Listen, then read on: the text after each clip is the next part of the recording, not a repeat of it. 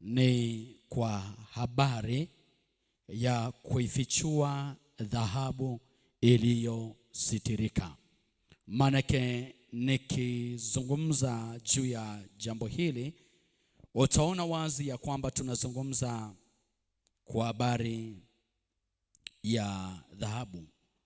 Na ukitazama kwa kile ambacho tunakitazama pamoja na mstari ambao unatupeleka kuangalia, hicho ni kitabu cha Maombolezo ile sura ya 4 kuanzia ule mstari wa kwanza. Anapozungumza juu ya watu ambao wana thamani, na watu hao wanafananishwa, au ule mstari wa pili anazungumza ya kwamba ni kina nani? Ni wana wa Sayuni, na akisema ya kwamba thamani yao inalingana na dhahabu safi, thamani yao. Kwa hiyo tunapoiangalia dhahabu, maana yake tunaangalia thamani ya mtu, tunaangalia thamani ya huyo mtu. Lakini kwenye mstari wa kwanza na wa pili kwenye sura hiyo inatuonyesha mambo mengi sana ndani yake. Inatuonyesha ya kwamba dhahabu hiyo safi ilivyoacha kung'aa, maana yake dhahabu hiyo kuacha kung'aa, maana yake kuna kitu ambacho kimepotea ndani ya hiyo dhahabu au ndani ya huyo mtu. Kwa tukisema ya kwamba ni dhahabu safi, maana yake kuna kitu ambacho kina thamani kwenye maisha ya huyo mtu kama mwana wa Sayuni. Lakini hii thamani iko wapi? Tukaangalia ya kwamba thamani tunayoitazama ni kitu ambacho Mungu amekiweka ndani ya mtu. Maana yake sio kitu ambacho kinaonekana kwa nje, isipokuwa kinaleta matokeo kwa nje. Sio kitu ambacho tunaweza kuangalia wewe kwa macho ya damu na nyama alafu nikaona hiyo dhahabu, lakini dhahabu inakuwa ndani imefichika, lakini nje naweza nikakuona wewe au nikaona matokeo ya kile ambacho kimewekwa ndani ya mtu. Hii ni sawa na kuzungumza juu ya maisha ya mtu mmoja ambaye anaitwa Sauli. Kwenye tafsiri ya nje ukimwangalia Sauli wakati ameitwa, wakati unamsoma kwenye maandiko, utaona wakati anaitwa Sauli alikuwa ni muuaji, na ukiangalia sifa yake ya nje alikuwa ni muuaji. Hakuwa na sifa ambayo ilikuwa ni njema wakati huo, hata kwa kiwango ambacho wanafunzi wa Yesu au Wakristo walipokuwa wakimwona wanamkimbia. Lakini ndani yake, kesho yake, alikuwa amebeba usiri mkubwa wa kudhihirisha ukubwa wa Kristo. Baadaye yule ambaye Sauli, ambaye alikuwa muuaji, ndiye aliyekuja kuandika nyaraka ambazo tunazisoma, nyaraka za Paulo. Tunaona Wakorinto, wa Filipi, wa Kolosai, na vitabu vingine vingi sana ambavyo unavisoma huko, unaweza ukaviona kama zile nyaraka. Lakini yule ambaye mwanzoni alikuwa afai, lakini ndani yake palikuwa pana dhahabu ambayo ilikuwa imefichika. Sema katika wakati ule ile dhahabu iliharibika ikaacha kung'aa. Kwa sababu dhahabu ilipoharibika, tuliona maisha ya mauaji, tuliona huyu mtu akiua. Lakini ile dhahabu ilipoanza kung'aa kwake, ilipotengenezwa tena kwake, ilipogeuzwa tena kwake, basi tunamuona mtu ambaye alikuwa na faida tofauti na kule kwanza. Sasa tukizungumza juu ya thamani ya mtu, leo naomba niingie tena kidogo ndani. Kwa tumeiangalia ya kwamba haipo nje, ipo ndani. Lakini ili kuweza kuitambua nilikuonyesha kwenye mfano, kwa sababu kuna mifano mingi ambayo inaweza ikaelezea juu ya thamani ya mtu iliyoko ndani. Mmoja tuliangalia kwenye tafsiri ya nyota, ya kwamba huyo mtu ana nyota, labda nyota gani. Kwa hiyo kwenye tafsiri ya nyota ya kwamba huyu mtu ana nyota fulani, hii yaweza dhihirisha au kuelezea kwamba nini kiko ndani ya mtu huyo. Lakini pia tukaangalia kwenye tafsiri ya pembe kwenye kile kitabu cha Zaburi ile sura ya 92, maandiko yanazungumza pale ule mstari wa 10 anaposema ya kwamba bali Bwana ameinua pembe yangu kama pembe ya nyati na nimepakwa mafuta mabichi. Pembe ambayo tuliangalia ya kwamba imeinuliwa, na nikakutolea mfano wa tembo ya kwamba thamani ya tembo haiko kwenye mwili wake, iko kwenye pembe yake. Lakini nikakutolea kwa habari ya kifaru pia ya kwamba kuna watu ambao au majangili wanawaua, lakini wakiwa wanalenga juu ya pembe. Kwa nini? Kwa sababu thamani yake haiko sehemu nyingine, imewekwa kwenye pembe. Kwa ndivyo ilivyo na kwako wewe na kwangu mimi, ya kwamba ndani yetu kuna pembe. Mungu akisema ya kwamba ameinua pembe yetu kama pembe ya nyati, sisi hatuna pembe kwa namna ya kimwili kama mnyama, lakini kile ambacho Mungu amekiweka ndani ya mtu, hicho ndicho ambacho kikidhihirika kwenye ulimwengu wa roho au kwenye ulimwengu wa mwili, twaweza kuzungumza juu ya pembe ambayo inampa huyu mtu uwezo. Kwa sababu tafsiri ya pembe sehemu nyingine inazungumza juu ya mamlaka, tafsiri ya pembe sehemu nyingine inazungumza juu ya nguvu, lakini maana yake inampa uwezo wa kuweza kufanya kitu ambacho kisingewezekana kwa namna ya kawaida. Unapozungumza juu ya pembe, maana yake ni kitu ambacho Mungu amekiweka ndani ya mtu ambao kina uwezo wa kuwasukuma maadui, wa kupiga maadui. Maana yake kama mnyama anaweza akapiga kupitia pembe zake, vivyo hivyo ya kwamba na kile ambacho kimebebwa au kimewekwa ndani yako kinaweza kikaleta matokeo dhidi ya adui yoyote aliyoko kwenye maisha yako. Maana yake kama umaskini ni adui, pembe ambayo Mungu ameiweka ndani yako kama nyota ya utajiri inaweza ikadhihirika na ikamsukuma au ikapiga adui ambaye anaitwa umaskini. Kristo Yesu atusaidie. Kristo Yesu atusaidie. Kristo Yesu atusaidie. Okay. Kwenye kitabu cha Mithali pia ikatuonyesha kwenye sura ya 10 mstari wa 6 ya kwamba inatafsiriwa tena kwenye tafsiri ya baraka. Anasema ya kwamba baraka umkalia mwenye haki kichwani.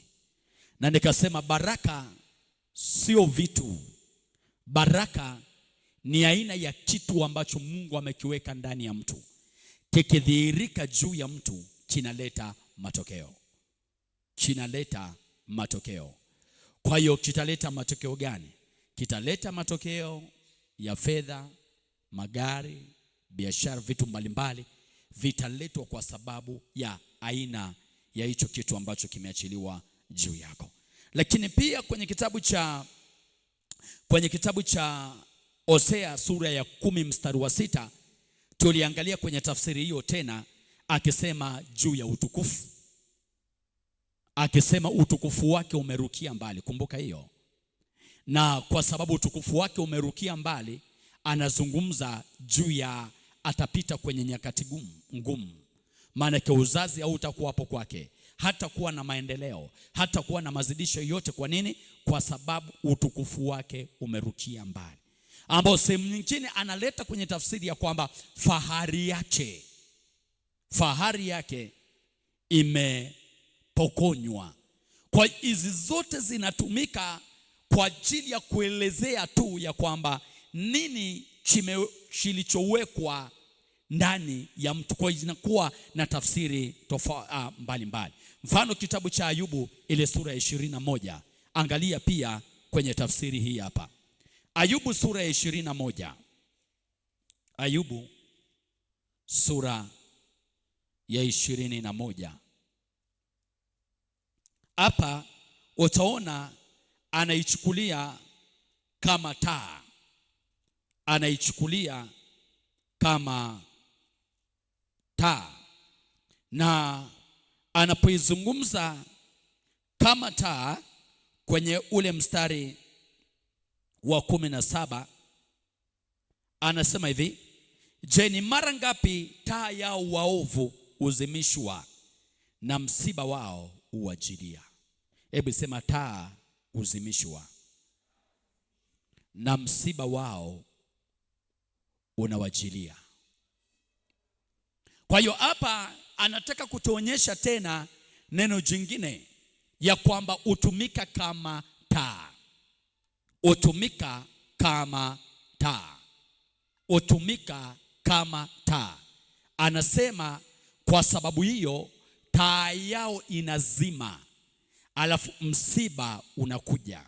Maana yake wakati taa haijazima, maana yake msiba ni matokeo ya kuzimika kwa kitu. Matatizo au maskini na ufukara, madeni na mambo mengine ni matokeo. Kwa hiyo huyu mtu kama taa yake itazimwa, alafu msiba utakuja, maana yake msiba ni matokeo, maana yake mabaya ni matokeo. Kwa hiyo hapa anaposema taa yake, sio taa ya nje, maana yake ni kitu ambacho kimewekwa ndani. Mfano niliwahi kukupa ushuhuda juu ya binti mmoja ambaye binti huyu alienda kwenye madhabahu za kishetani au kwenye madhabahu za giza. Kusema madhabahu za giza, maana yake alienda kwa mganga wa kienyeji, na alipoenda kwa mganga wa kienyeji alienda kwa ajili ya vitu ambavyo vilimpeleka. Sasa sitaki kuambia vitu gani, lakini alipofika kwa yule mganga akapiga ramli.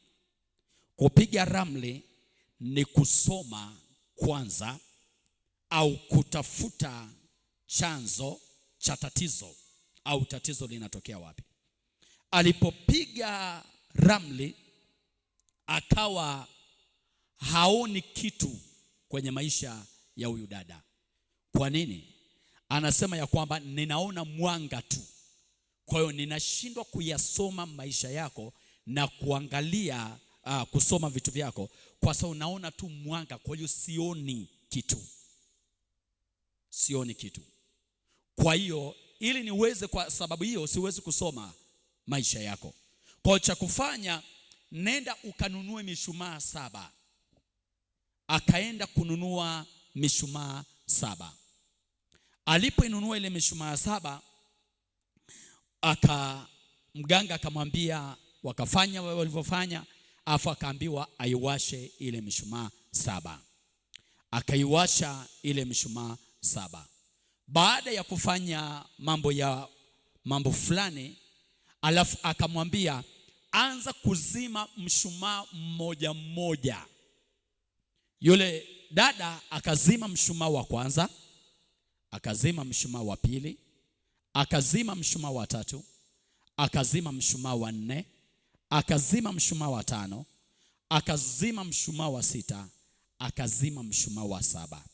Alipomaliza kuzima ile mishumaa 7, mganga akaona sasa maisha ya huyu dada. Akaambia, sasa hivi ninaona kila kitu kwenye maisha yako. Sasa unisikilize. Kwa nini mwanzo akuweza kusoma maisha ya huyu mtu? Kwa sababu vile ambavyo sisi tumeumbwa na maisha ya huyu binti, kwa tafsiri hiyo palikuwa pana nuru ya Mungu kwenye maisha yake. Tungelisema kwenye tafsiri ya taa, nyota yake ilikuwa inang'aa sana, kwa kiwango ambacho haimpi adui mganga kuweza kuyaona maisha yake. Kwa hiyo ili aweze kuona na maisha yake yaweze kuharibiwa, ni lazima ile taa izimwe, lazima nyota yake izimwe. Nyota yake ilipozimwa, hapa anasema ya kwamba mara ngapi taa zao waovu uzimishwa? Maana yake taa yake ilipozimwa, maana yake na ndipo mwanzo wa maisha yake kuwa magumu, maisha yake kuharibika, kila kitu chake kikafa siku hiyo. Kwa hiyo nakutana naye, ananieleza ushuhuda huo, maisha yake ni mabaya, ni mabaya, ni mabaya. Lakini nini chanzo cha tatizo? Chanzo cha tatizo, nyota yake ilizimwa. Na hapa anaizungumza nyota yake kama taa. Kwa hiyo ule mshumaa kuzimwa, tafsiri yake ya kwamba aishi maisha ya giza. Nikakwambia ndio maana teknolojia ya uchawi iliingizwa kwenye mfumo huo kwenye maisha ya watu.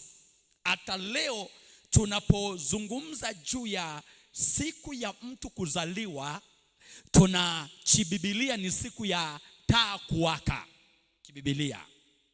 Ndio maana Yesu alipozaliwa nuru yake ilionekana, maana yake ni siku ya nuru kuja duniani. Yesu alipozaliwa nyota yake ilionekana, mwangaza ukatokezea juu, watu wakaiona ile nuru, watu wakaifuata ile nuru. Kwa hiyo siku ya mtu kuzaliwa ni siku ya uwepo wa nuru duniani. Sasa siku ya mtoto kuzaliwa vivyo hivyo ni siku ya nuru kuja duniani. Utawala wa giza ukatengeneza mfumo ya kwamba siku hiyo tunapofanya sherehe za mtoto kuzaliwa au mtu kuzaliwa, tunawasha mishumaa.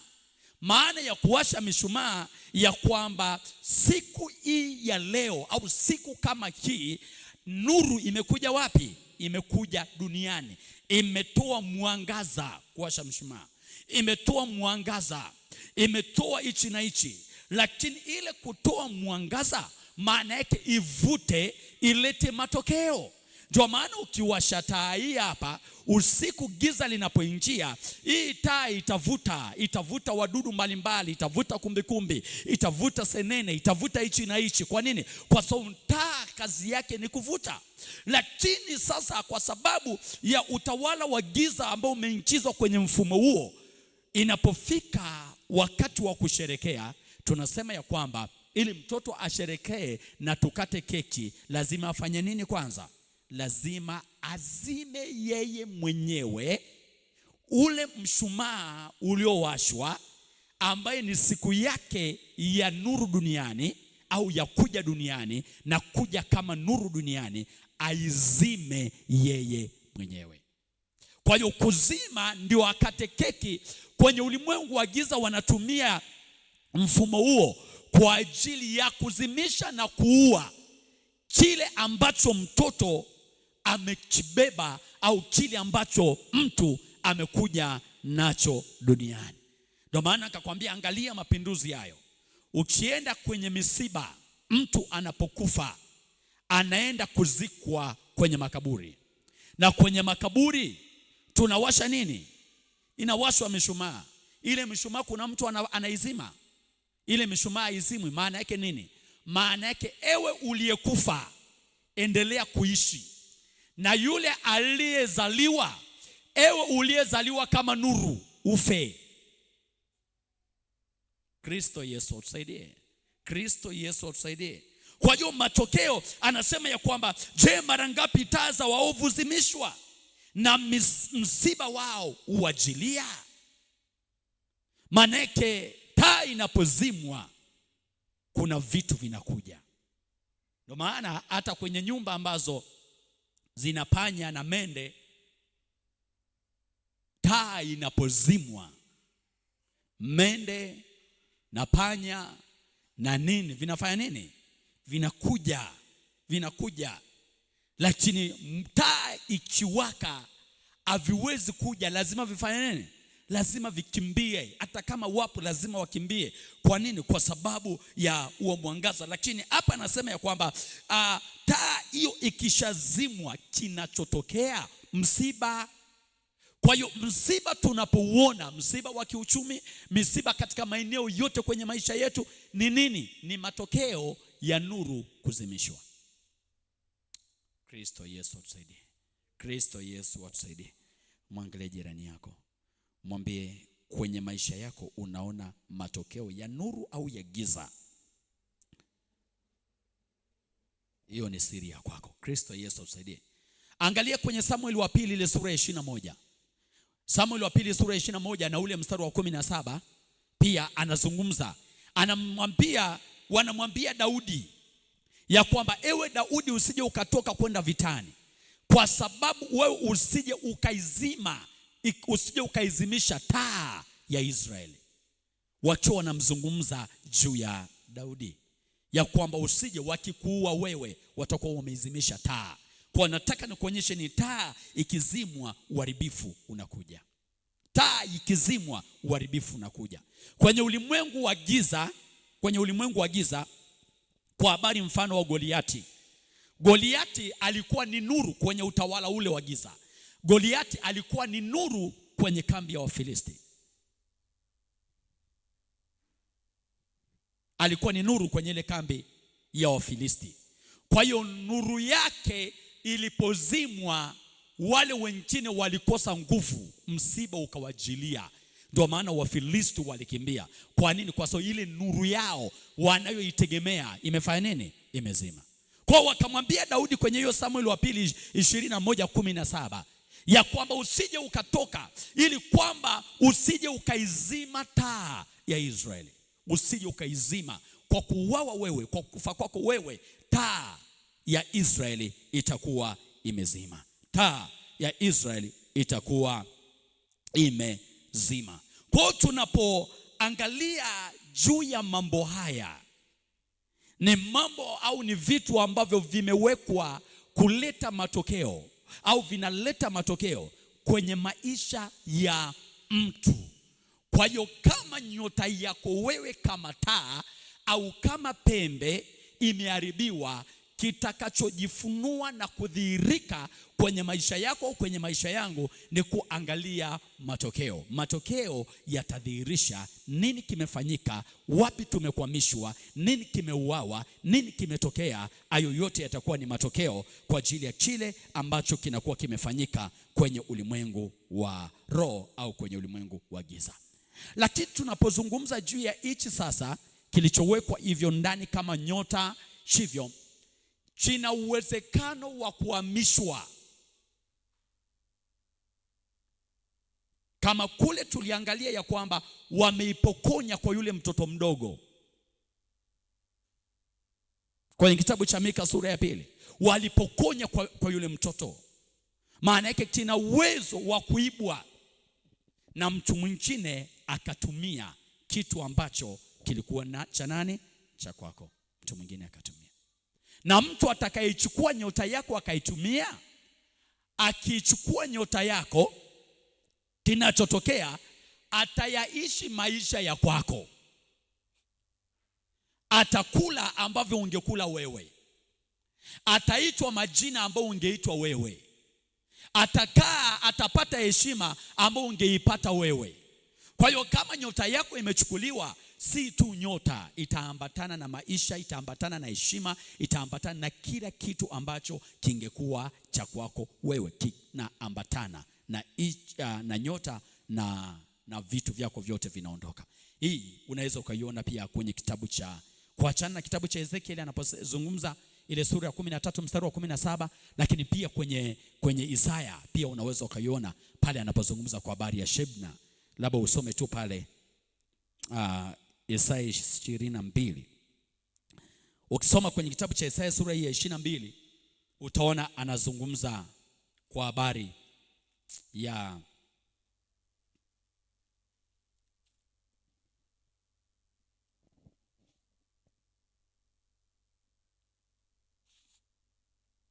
kitabu cha Isaya ile sura ya 22 na ule mstari kuanzia 15. Ukisoma mpaka pale chini utaona vitu vingi sana. Lakini hebu tusome vichache. Bwana wa majeshi asema hivi. Aya, enenda kwa huyu mtunza hazina. Yaani huyu mtunza hazina maana yake ni mhasibu. Enenda kwa huyu mtunza hazina yaani Shebna, aliye juu ya nyumba, ukamwambie, unafanya nini hapa? Unafanya nini hapa? Nawe una nini hapa?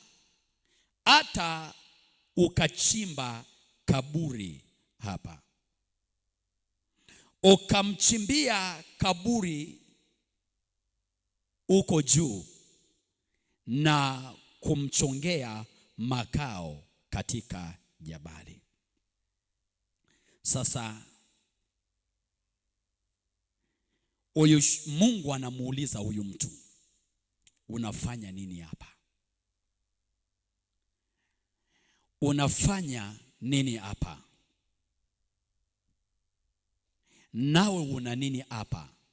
Hata ukachimba kaburi hapa. Maana yake huyu mtu alikuwa anachimba kaburi na anachonga makao katika jabali. 17. Tazama Bwana, kumbuka hapa Mungu anazungumza naye, anazungumza na huyu mtu. Tazama Bwana atakutupa kwa nguvu kama mtu mwenye nguvu, naam, atakuzongazonga. 18. Achika, atakukunja na kukutupa kama mpira mpaka nchi iliyo mbali, huko utakufa, na magari ya utukufu wako yatakuwa huko. Hebu sema magari ya utukufu wako. Rudia tena. Na magari ya utukufu wako, magari ya utukufu wako yatakuwa huko. Ewe uliye aibu juu ya nyumba ya Bwana wako. 19. Nami nitakusukuma na kukutoa mahali pako. Angalia mstari vizuri. Nami nitakusukuma na kukutoa mahali pako,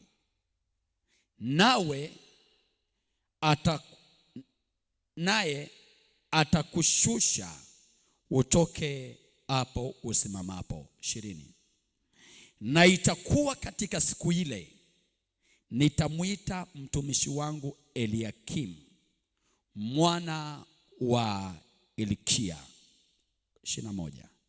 Nami nitamvika vazi lako, nitamtia nguvu kwa mshipi wako, nami nitamkabidhi yeye mamlaka yako, naye atakuwa baba mwenyeji ya Yerusalemu na kwa nyumba ya Yuda.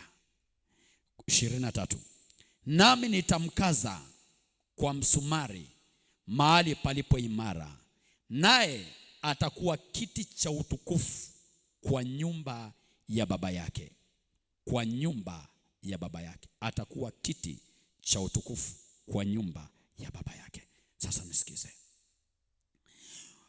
kwenye huu mstari wa 21 anasema nami nitamvika vazi lako. Sasa kusema ya kwamba atamvika vazi, amaanishi ataenda kuzichukua nguo za Shebna alafu ampe huyu mwingine. Anaposema ya kwamba nitakuvika, maana yake kumbuka ya kwamba kinachomfanya huyu Shebna aitwe baba ni kile ambacho kinampa au kile ambacho kimewekwa kwake, ambacho si tu kwamba kinamfanya kuwa baba wa taifa, sio tu kinachomfanya kuwa mtu fulani, lakini kimeambatanishwa na magari ya utukufu. Yale magari yamewekwa kwenye utukufu. Kwenye ule utukufu tuliangalia kule, amemnyang'anya utukufu wangu, maana yake ni kitu ambacho kinaweza kunyang'anywa. Kwa hiyo anaposema ya kwamba nitamvika kitu cha kwako, vazi la kwako. Alafu huyu mtu atakuwa baba, atakuwa na heshima, atakuwa na magari, atakuwa taji ya utukufu kwenye familia yake.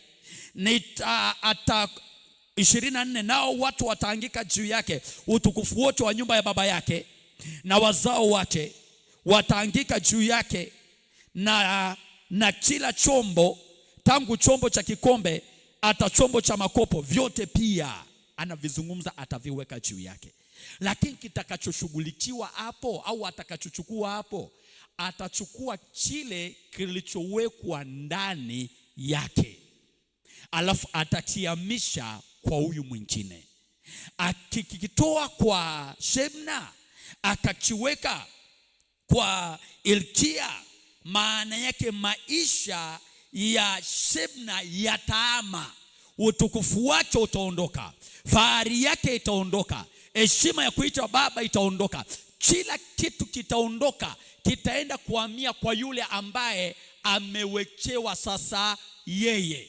Kwa tutaona utukufu ule unaama, heshima inaondoka, na vitu vyote vinaondoka, vinahamia kwa mtu mwingine. Lakini kilichoshughulikiwa hapo au kinachohamishwa ni kile ambacho kilikuwa kimewekwa ndani ya huyo mtu, kinahamishwa, kinawekwa ndani ya mwingine. Kristo Yesu atusaidie. Kwa hiyo maisha yatabadilika, vitu vitabadilika, kila kitu kitabadilika, ambacho kwenye Ayubu anasema baada ya hicho kuhamishwa, ninakuwa kama mgeni kwa watoto wangu, ninakuwa kama mgeni hata kwa wafanyakazi wangu. Wafanyakazi wangu wananidharau, mke wangu ananihesabu kama si kitu. Lakini kilichoshughulikiwa ni nini? Sio nje yake. Kinachoondolewa tu ni kile ambacho kimewekwa ndani. Kikiondolewa kile ambacho kimewekwa ndani, hichi cha nje kitabadilika, na kila kitu kitabadilika kwenye maisha ya huyo mtu. Ndio maana nikasema ya kwamba hichi kilichowekwa ndani sasa kinaweza kikahamishiwa kwenye maisha ya mtu mwingine, alafu matokeo yakaonyesha nje yako ya kwamba wewe ukoje au nini kinachokufuata sasa kwenye maisha yako. Ndio maana nikutoleaga ushuhuda kwa ajili ya maisha yangu ya kwamba mtu fulani aliyekamataga nyota yangu miaka hiyo, alipoikamata nyota yangu, kilichotokezea wakati huo nilikuwa ninafanya kazi mahali fulani, nimeachiriwa. Lakini nikiwa nafanya kazi, mimi ndio nilikuwa mfanyakazi bora. Sifa zote watu wakija kusifiwa kwenye kampuni ile, nasifiwa mimi. Ya kwamba watu wanagombezwa, kwa nini msifanye kazi vizuri kama anavyofanya fulani? Kwa nini msifanye kwa weledi huu? Kwa nini? Na nikawa mwaminifu sana. Yaani nilikuwa nafanya kwa uaminifu sana. Lakini ilipotokezea siku nyota yangu imechukuliwa, siku hiyo bosi nakumbuka akawa amekuja kazini. Ni juzi tu ametoka kunisifia. Hiyo siku amekuja, bado sifa zipo, lakini ilipofika wakati watu wanasimamishwa kazi, aliyesimamishwa kazi ni mimi. Bosi ananisimamisha kazi, huko anateseka yeye. Unafanya kazi kwa weledi mzuri, unafanya kazi vizuri jamani. Yaani wewe jamani, hebu pumzika. Alafu wale ambao walikuwa wanafanya kazi wezi kwa sababu walikuwa wanaiba. Na nakumbuka kesi moja ilitokezea, waliiba vitu fulani. Kwa hiyo nikatoa taarifa ya kwamba kuna wizi unafanyika kwenye kampuni na hivi vitu vimeibwa, vimeenda kufichwa kwenye jengo fulani. Nikatoa taarifa. Wakaenda kuvitafuta, wakaenda kwa vikuta, na walioiba ni fulani na fulani na fulani. Alafu mimi ndo nasimamishwa kazi. Nyota ikiondoka, una uwezo wa kufanya mambo mema yakageuka kuwa mabaya. Unaweza ukaongea vizuri kabisa, lakini ukatafsiriwa vibaya. Sasa tatizo si haitakuwa wewe, tatizo ni nini? Nyota. Kristo Yesu atusaidie. Nimetoka pale, maisha yamekuwa magumu, ninamuomba Mungu nini, sipati kazi tena, natafuta kazi, sipati kazi, wapendwa wananikimbia. Nyota ni kitu kingine kabisa. Hali ngumu, ikafika mahali siwezi hata kulipa kodi ya nyumba. Nilikuwa nimepangisha chumba kimoja, siwezi hata kulipa kodi ya chumba kimoja, sina kazi. Sasa cha kufanya niweze kufanya nini ili niweze kutoka? Sasa ikabidi nianze kuomba, maana yake kama kazi nimetafuta sipati kazi. Nikaanza kuomba. Ndani ya kuomba, siku moja Mungu akazungumza na mimi. Lucas, unakumbuka hapo? Namuuliza Mungu, ni wapi? Chanzo cha tatizo ni nini? Akaniambia, unakumbuka siku fulani ulimpa mama fulani nini? Nikakumbuka. Nikasema ndio. Si nilimpa unga, akaja nikampa na fedha na baadhi ya vitu vichache. Kwa nini? Alikuwa anapita kwenye shida sana. Kanaambia, yeye ndiye aliyeteka nyota yako. Na kweli nikaambiwa, kumbuka kuanzia siku hiyo, angalia maisha yake yakawa yamebadilika. Mimi ndio nikawa tena naenda kukopa kwake. Maana yake yale maisha ambayo mimi ningekuwa nayo, anayo mwingine. Maisha ambayo yeye anayo ndio maisha ambayo alikuwa nayo, ya madeni, ya kukopa, ya kulala njaa na nini. Hayo maisha ndio ninayo mimi. Kristo Yesu atusaidie sana. Kristo Yesu atusaidie. Namkumbuka kaka mmoja anaitwa Matthew. Aliwahi miaka kadhaa alikuwa amekuja, alikuwa anasoma chuo. Akamaliza kusoma chuo akafanya vizuri sana. Amemaliza, ana vyeti vizuri ambavyo vingemruhusu kupata kazi. Lakini anatafuta kazi, kwani anapata? Tafuta mpaka akakosa kazi. Ni mtoto tena wa pekee kwa mama yake. Baba yake alikufa, akamwacha mama akiwa bado ni mdogo. Mama akasema, kwa kiwango ambacho mume wangu alikuwa ananipenda na kiwango ambacho tulikuwa tunapendana, acha niishi bila kuwa na mume maisha yangu yote. Kwa hiyo ni mama amekuwa, kwa hiyo ameendelea kumshika tu Yesu, hivyo ni kuomba tu. Kwa hiyo ana kijana mmoja tu anategemea, amemsomesha ili angalau kijana aje amsaidie. Sasa kijana mwenyewe amemaliza kusoma, apati kazi. Alipoona apati kazi, sasa unakaa nyumbani unafanya nini? Ikabidi atoke hapo aende kutafuta kazi za kwenye kupiga debe. Hata kazi ya kupiga debe yenyewe hapewi. Kwa hiyo akaamua kuja kwenye maombi. Hali imekuwa ngumu, maisha magumu. Alipokuja kwenye maombi, kwenye kuzungumza ya kwamba maisha yako, kwa nini, shida gani imetokea, kwenye kutafuta chanzo, kamwambia naona uchawi. Hebu niambie, umewahi kwenda kwa mganga? Akasema ndio. Ilikuweje? Akasema walikuwa wakati huo walikuwa wanasoma, kama sitakosea alikuwa anasoma form 6. Akawa kuna kosa ambalo walikuwa wamefanya, na lile kosa, ukifanya kosa la namna hiyo shuleni unafukuzwa shule. Kwa hiyo akafanya kosa, walikuwa wako wawili, wakawa wamefanya kosa, na ikaitwa bodi ya shule kwa ajili ya kufanya maamuzi kulingana na kosa lile, ya kwamba lazima afukuzwe chuo. Sasa mwenzake akamwambia, usihangaike, ngojea twende tukatafute msaada. Wanaenda kutafuta wapi? Wakaambiwa, yule mwenzake akaambia, twende, kuna mtaalamu mmoja mimi namfahamu, twende. Kwa hiyo wakatoka wakaenda kwa mganga wa kienyeji. Walipofika kwa yule mganga, wakamwelezea yule mganga ya kwamba tumefanya kosa hili, na kwenye kosa hili mtu akishikwa ametoroka akaenda disco, ameruka ukuta, kosa hili linampelekea kufukuzwa shule. Kwa hiyo tuna kesi hii hapa, unatusaidiaje? Mganga akamwambia, hii hamna shida, hii naimaliza hii kesi. Unamalizaje?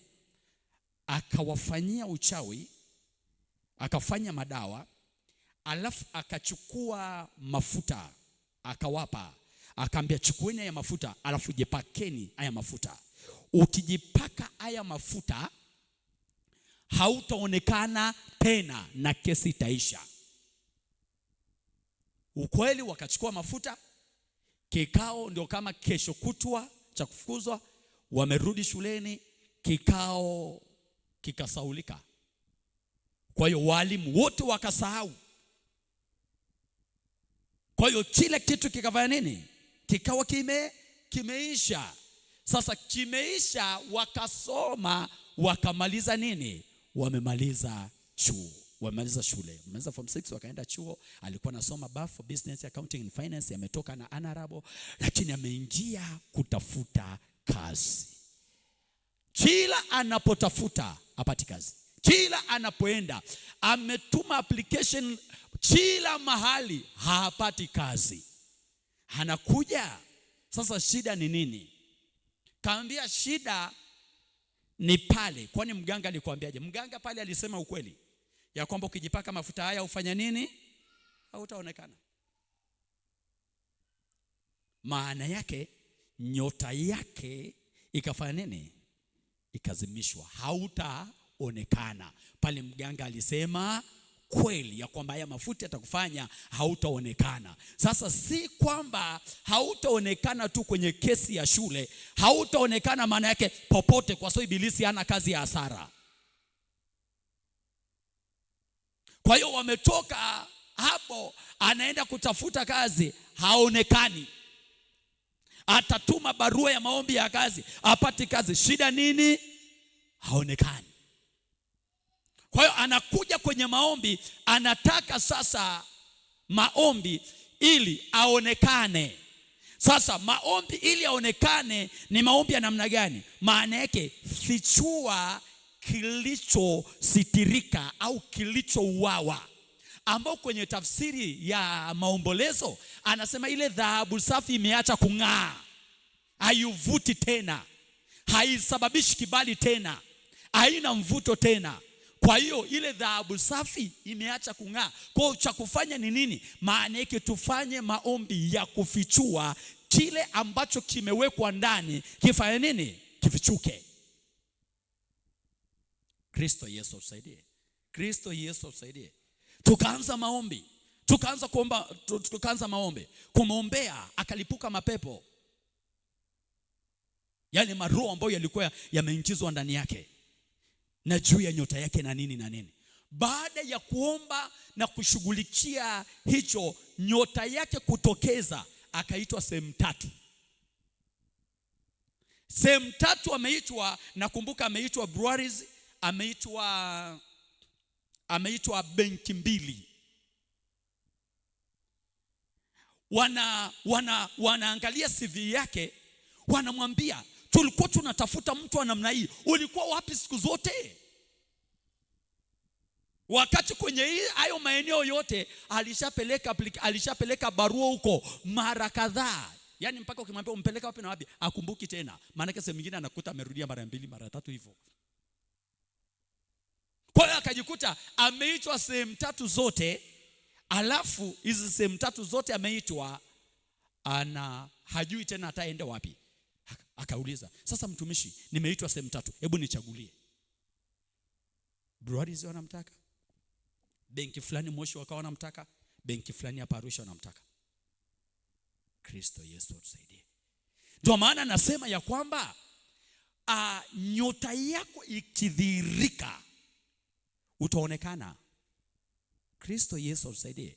Utaonekana na ule uthamani wa kwako ambao Kristo ameuweka ndani yako, utafanya nini? Utadhihirika. Nilikuwa nazungumza na kaka mmoja, hii kitu mbaya sana. Yaani usifanye mchezo na pembe yako kushughulikiwa. Huyu kijana yuko Dar es Salaam na ameoa mke na wakawa na maisha mazuri kabisa, na akawa anafanya kazi mahali fulani, akawa anataka mtoto, alichelewa kupata, tukaomba kapata mtoto. Kilipokuja kutokea akaachana na mambo ya kiungu, wakamuai, wakaikamata nyota. Walipoikamata nyota ya yule kaka, alikuwa anafanya kazi mahali fulani, ana vyeti naye vizuri, akafukuzwa kazi. Kosa hamna, kafukuzwa kazi. Angalia ilivyo mbaya. Kafukuzwa kazi, ana mtoto. Mke akamwambia, sijisikii tena kuwa na wewe. Wamefunga ndoa, sijisikii tena kuwa na wewe. Mke wangu, mimi nakupenda sana. Mimi sikupendi. Akatoka mwanamke akaanza kumfanyia vituko. Fanya kila aina ya vituko. Mwanaume bado anapenda.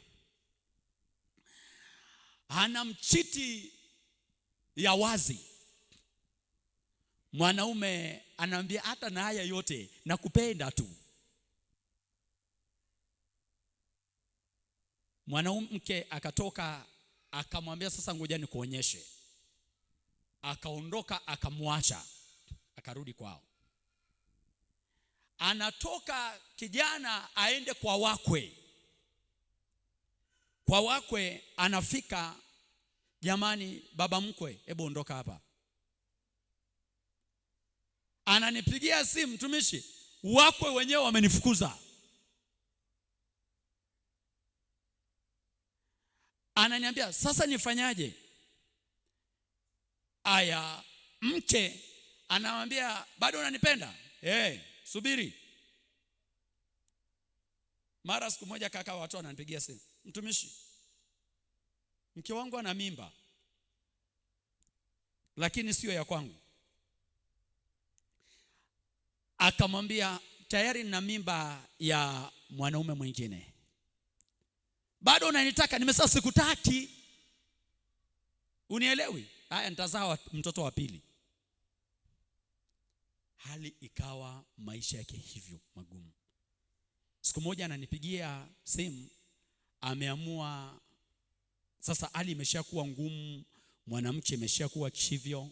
Akaenda kanisani, kapeleka nanili, akapewa nanili tena, atafute mwanamke mwingine aoe. Lakini ananipigia simu, ananiambia, mtumishi, ninavyozungumza hivi kuna gari limekuja la kushusha mahindi. Niko hapa nashusha magunia ya mahindi usiku kucha, nipate shilingi 5,000. Maisha magumu magumu magumu magumu. Shida ni nini? Nyota ikiibwa, nyota ikichukuliwa, wa kukuheshimu watakudharau. Nyota yako iking'aa, wa kukudharau watakuheshimu. Bwana Yesu asifiwe. Bwana Yesu asifiwe. Naomba nisaidie kumuuliza jirani yako, wewe nyota yako iko wapi? Mwangalie tu usoni, afumulize nyota yako iko wapi. Hajakuelewa tena, muulize tena, nyota yako iko wapi?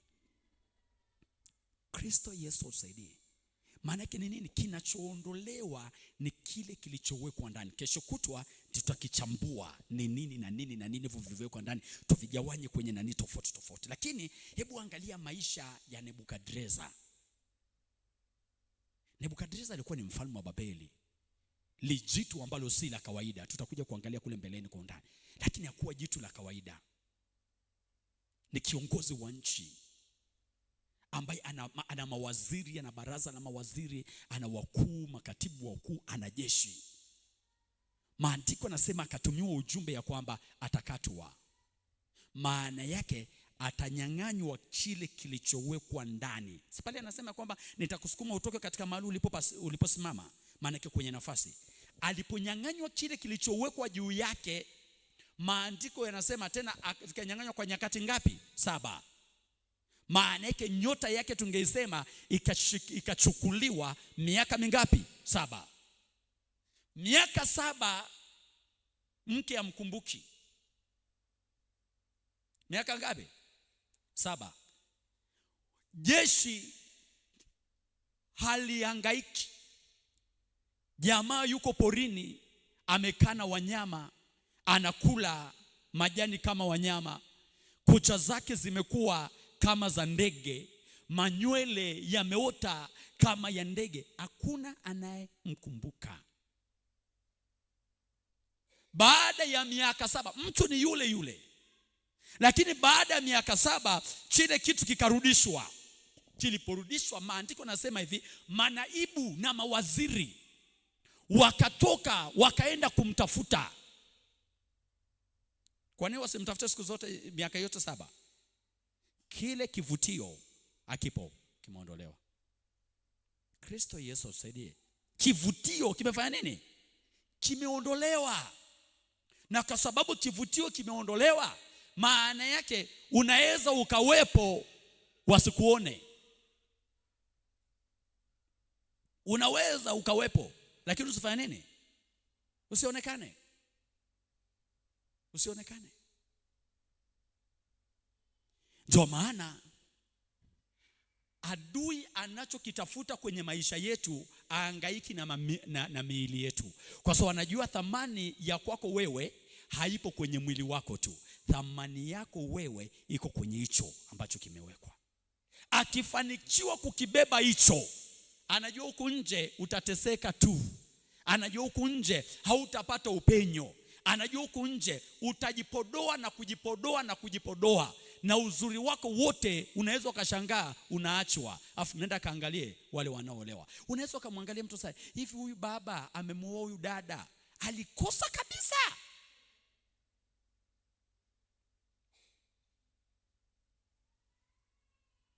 Hafu unajiangalia wewe kwenye kioo, una vigezo ambavyo unaviona wewe vyote, lakini upo hauolewi. Mwangalie jirani yako, mwambie tatizo nyota. Mwangalie usoni, mwambie tatizo nyota. Maana yake atachukua mtu mwingine nafasi. Ataonekana, wewe uonekani. Ninaomba Kristo Yesu akusaidie. Bwana Yesu asifiwe. Naomba Kristo Yesu akusaidie. Nasema hivi, naomba Kristo Yesu atusaidie. Nasema hivi, naomba Kristo Yesu atusaidie. Kristo Yesu atusaidie. Kristo Yesu utusaidie. Kristo Yesu utusaidie. Kristo Yesu utusaidie. Watu wengi kwenye maofisi wameibiwa nyota zao. Wengi wameibiwa nyota. Watu wengi leo wanaishi hawana nyota. Wanafanya biashara hawana nyota. Kwa hiyo kama hauna nyota unafanya biashara, hiyo biashara itakuwa ngumu. Utakuwa kama gari ambalo limetolewa upepo, linaenda kwa shida. Hauwezi ukalikimbiza, haliwezi likakaa njiani. Ndivyo ambavyo maisha yanakuwa magumu. Kwa naongea na mama mmoja, anaishi maisha ya shida sana. Najaribu kuzungumza naye, ananiambia juu ya ndugu zake walivyo.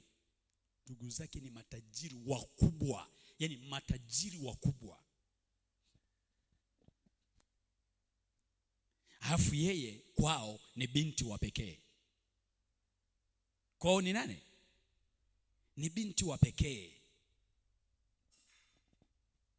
Nikisema binti ya pekee, katikati kuna wanaume karibia 10, afu yeye ni kwao ni msichana peke yake.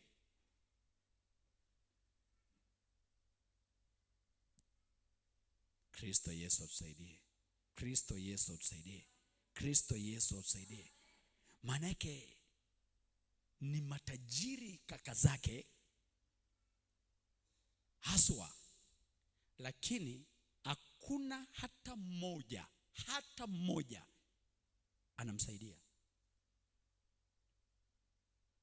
Hata mmoja hakumsaidia. Anaambia mtumishi, unaona gorofa fulani, unaona ile hardware fulani, unaona ile ncha ya kaka yangu, lakini nalala njaa, na kaka zangu wengine Dar es Salaam, na kaka zangu wengine mahali fulani, hata nikipiga simu hawapokei. Ukishikiliwa nyota, wale ambao wangekupenda watakuchukia. Unakuwa mgeni mpaka kwa kaka yako, unakuwa mgeni mpaka kwa wazazi wako, unakuwa mgeni mpaka kwa marafiki. Kwenye Ayubu anasema utakuwa kama chombo kilichofanya nini? Kilichovunjika, hatina heshima. Sio kwamba akitatumiwa. Sisi tuna vikombe kule majumbani ambavyo vimevunjika mikono. Wao wanavitumiaga. Wengine wanaviwekea mswaki chooni. Au unavigeuza, vikikaa kwenye kabati unageuza ule upande wa mkono ulipovunjika, unageuzia. Mtu akija vile anaona una vikombe. Hivyo havitokagi. Haviendi mezani mahali pa heshima, haviendi. Wakija wageni hicho wakitolewagi.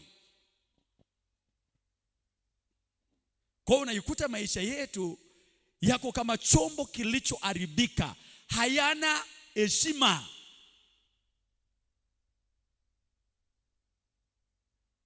Kristo Yesu atusaidie sana. Kristo Yesu atusaidie.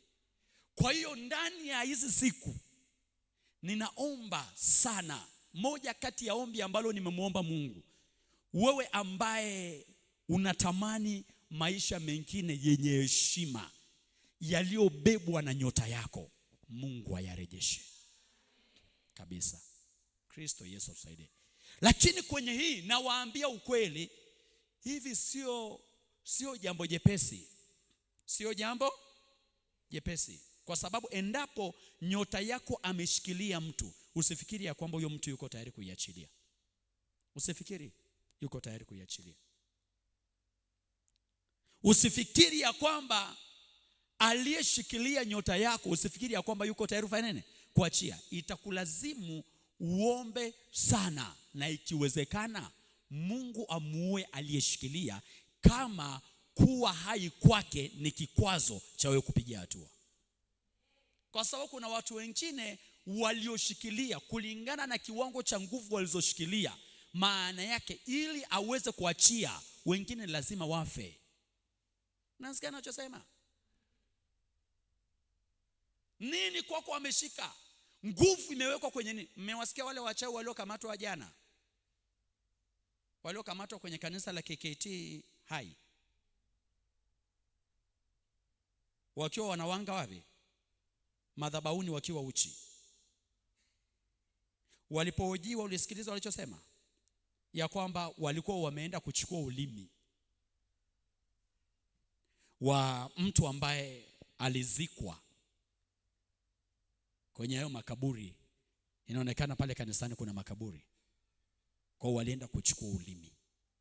Wanaenda kuchukua ulimi wa marehemu wa nini?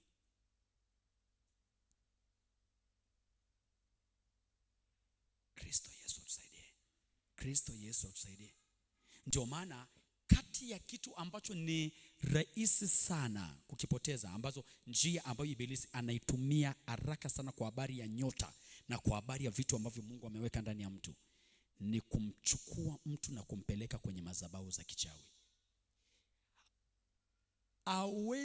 Unaweza ukaenda kwa mganga wa kienyeji kwa ajili ya ishu ya kucha zinauma, cha kwanza atakachokifanya shetani ni kushughulika na kile kwanza ulicho nacho ndani. Yaani lazima wachukue. Haiwezekani ukaenda kwa mganga ukabaki salama kwenye swala la nyota. Haiwezekani.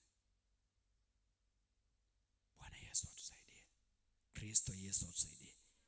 Ukiingia kuomba ili kuachiliwa kwingine, kwenye kitabu cha Yeremia 30 mstari wa 8 anasema, itakuwa katika siku ile utakapoomba, hiyo siku ambayo utakapoomba, anasema Mungu atashughulika na nira yake itoke shingoni mwako, alafu wageni hawatakutumikisha. Maana yake ukiomba, taarifa za kwanza za kuachiliwa haji kwako Mungu, ataenda kwa aliyekushika. Ndio maana ukiomba unaweza ukajikuta unaomba alafu matokeo hakuna. Kwa nini? Kwa sababu lazima uombe mpaka utengeneze kiwango cha nguvu kwenye ulimwengu wa roho zitakazoenda kupiga kiwango cha uchawi cha yule mtu aliyeshikilia. Alafu yule akipigwa ndipo uachiliwe. Ndio maana ukiomba vizuri utashangaa aliyeshikilia nyota yako hakusalimii. Wewe unafikiri nini kinachotokea?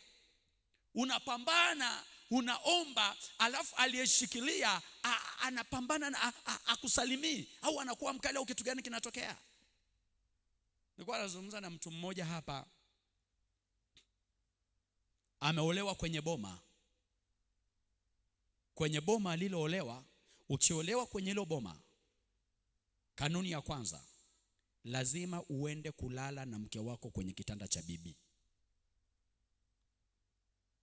Kwa hiyo wake wengine wote vijana wameoa, kwa hiyo wakioa wanachukua mke wake, anaenda bibi anawapisha kwenye hicho kitanda, wanaenda kulala hapo. Na anaenda kulala hapo usiku huo, afikishamaliza, mnanielewa hivyo.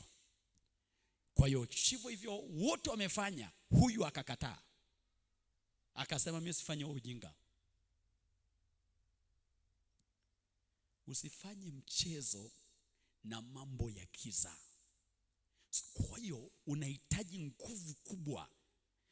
Yule bibi akamwambia, umekatae, tutaonana.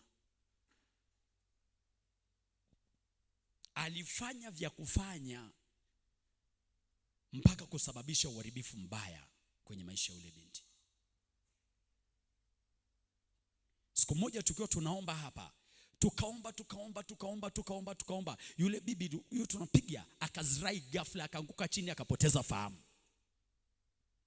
Ndio maana nasema wengine usiwaonee huruma. Amepoteza fahamu, kesho amenyanyuka akasafiri. Aliposafiri kaambia uyoomba vizuri. Anasafiri nini? Akaona maana yake anaenda kutafuta nguvu nyingine ya kuweza kupambana. Kwa nini? Ni vita. Sasa vitu vingine usiombe kirahisi rahisi. Ndio maana nikwambia Yesu mwenyewe akurudi Yerusalemu mpaka Herodi alikufa.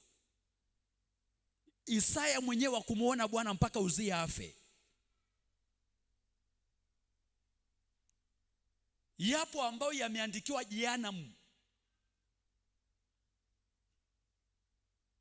Kama ndio aliyemiliki nyota yako, ameshikilia nyota yako, ili wewe upenye, lazima yaanguke.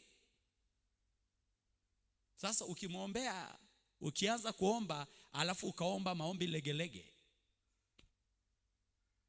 watakushinda wakati unaomba.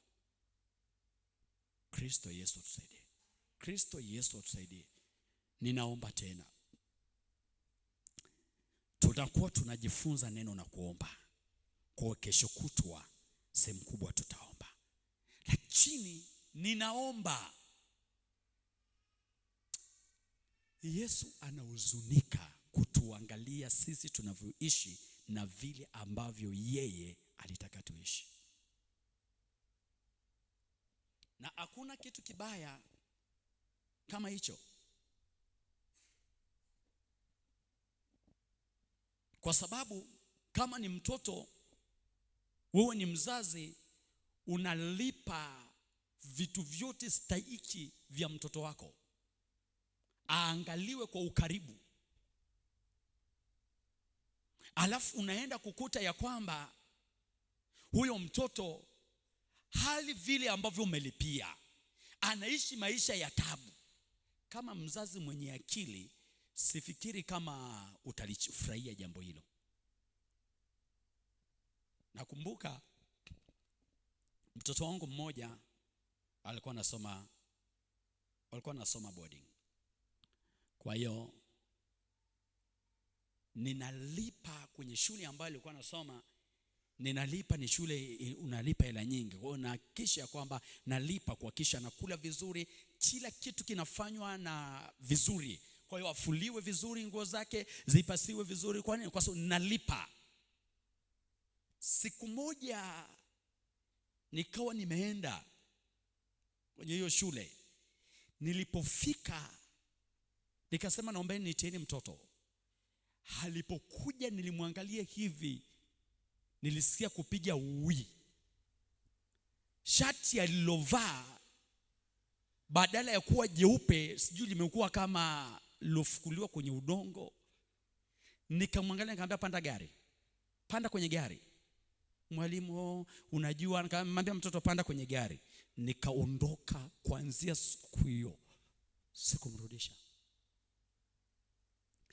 Mungu anatushangaaje, amelipa gharama kubwa ili wewe uishi maisha ya kifalme, lakini anatushangaa kwamba tunaishi maisha ya taabu na shida na uduni na umasikini na fedhea na magonjwa na wakati msalabani alibeba magonjwa yote, akabeba vitu vyetu, lakini atuona watoto wake tunateseka. Unafikiri Mungu anasikiaje? Kama mimi nilisikia uchungu juu ya hivyo, juu ya mtoto wangu tu, je, Mungu anasikia uchungu kiasi gani kwa wewe kuwa nayo maisha?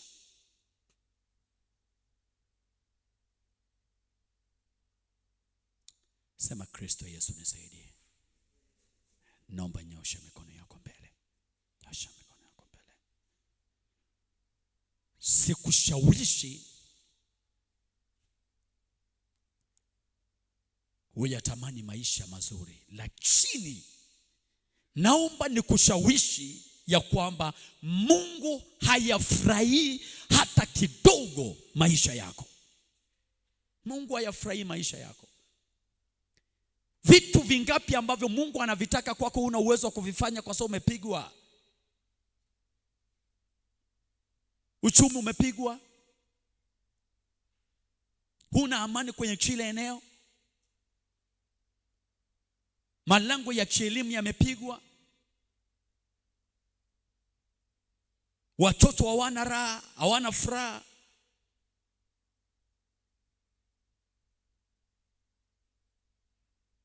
Unawezaje? Unapenyaje? Unatokaje?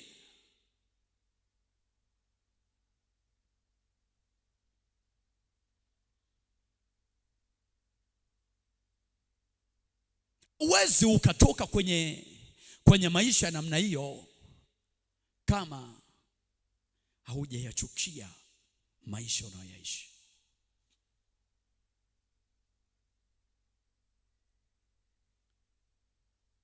Inawezekana unaridhika na hayo maisha yako, lakini nataka nikwambie Mungu hayafurahii maisha unayoishi. Leo amua kudai, amua kutaka, amua kupigana, amua kushindana ili uyapate yale maisha ambayo Mungu amekuwekea. Wakati umenyosha mikono yako, muda wetu umeisha. Lakini naomba ufungue kinywa chako binafsi. Mwambie Mungu nisaidie hapa. Fungua tu kinywa chako, zungumza na Mungu kwa dakika moja. Zungumza tu na Mungu kwa dakika moja. Sema tu na Mungu. Zungumza tu na Mungu.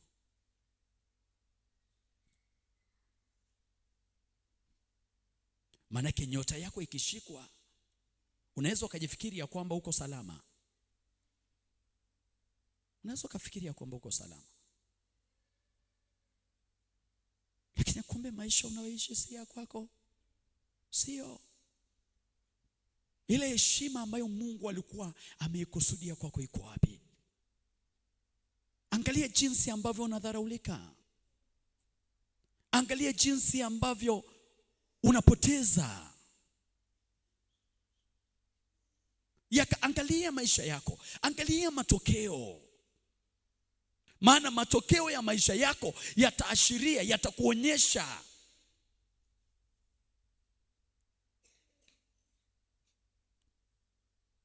yako wapi yale maisha.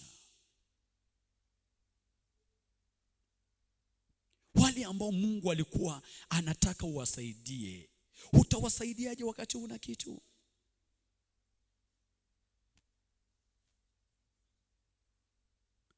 Wewe ndio Mungu anayekutegemea. Tuihubiri injili ya siku za mwisho. Unahubirije?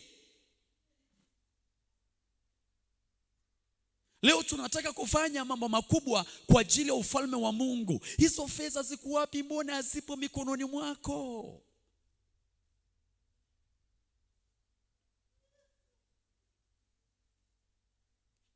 Lakini ukute yupo ambaye ameshika nyota yako. Anakula, anakunywa, anatembelea magari mazuri ya fahari, anaishi maisha mazuri, lakini wewe unateseka. Wewe unateseka. Umeondolewa kwenye mji wako, umeondolewa mahali pako pa kiupenyo, bali perazimu yako umeondolewa hapo, haupo.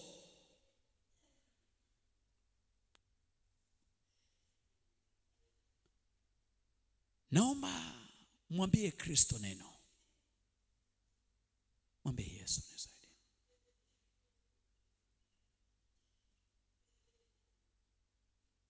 Mtu mmoja akanieleza, Mungu akamfunulia, akamwonyesha mtu ambaye amemtesa kwenye maisha yake yote tangu akiwa primary.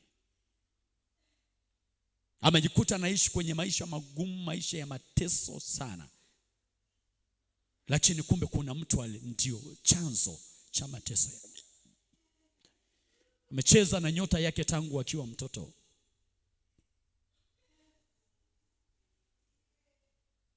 Mungu akusaidie. Baba, sikia kuomba kwa watoto wako. Baba, naomba macho yao pia yafunguliwe.